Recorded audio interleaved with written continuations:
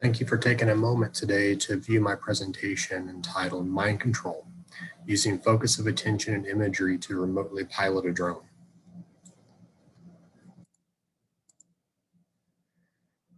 So there's a large body of literature that already exists looking at how focus of attention affects motor behavior.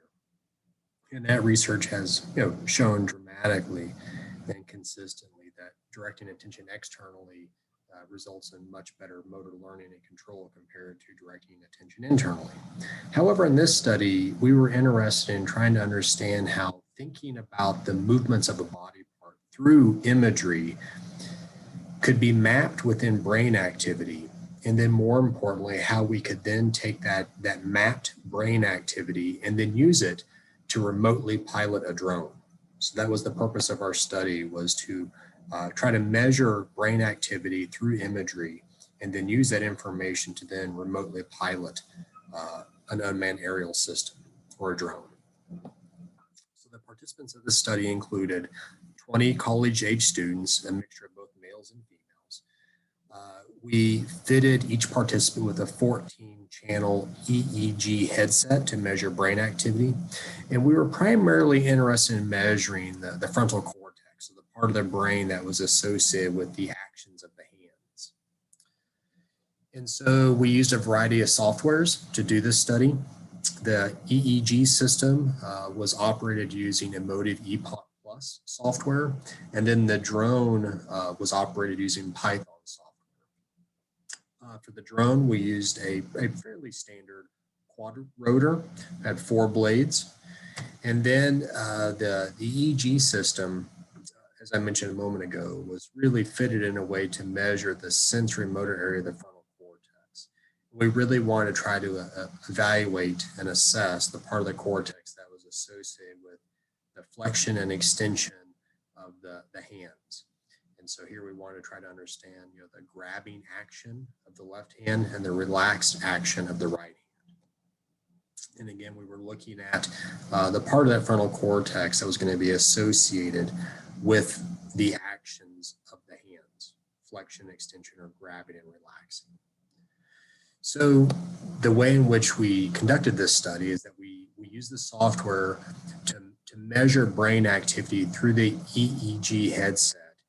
And then the Python software was then operating the drone based upon brain activity. So in essence, the drone was programmed to ascend when the person imagined grabbing or flexing their hands. The drone was also programmed to descend if the person imagined relaxing or extending the hands. So the general instructions to the participants were just to imagine those activities, either grabbing both hands or relaxing both hands. And again, just to provide you a schematic of the kind of operational flow for the study, the participant was fitted with the EEG system. Software was programmed to recognize the regions of the brain impacted or resulting in the imagery of hand flexion or extension, and then that would then operate the drone to ascend or descend. It's also important to note that the participants could see the drone while they were doing this task. Participants were also instructed to keep their hands still while they were doing this task. They only imagined the flexing and extending action. The results of the study showed that participants were pretty easily able to learn how to operate the drone by using only imagery. So there's lots of future directions that we want to go with this. We're also very interested in trying to explore how the use of an external focus of attention through imagery could affect the operation of the drone. We're also interested in testing visual related controls. So if you could look at something, could you also operate the drone to maybe fly towards a target just by simply looking at the target? We're applying this to robotics.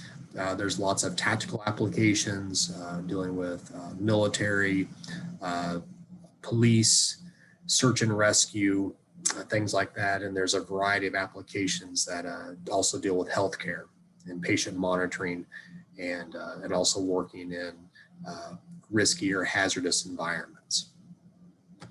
So thank you so much for taking a moment to view my presentation today. Should you have any thoughts or questions, I would love to hear from you. I provided my email here, and feel free to reach out to me at any time.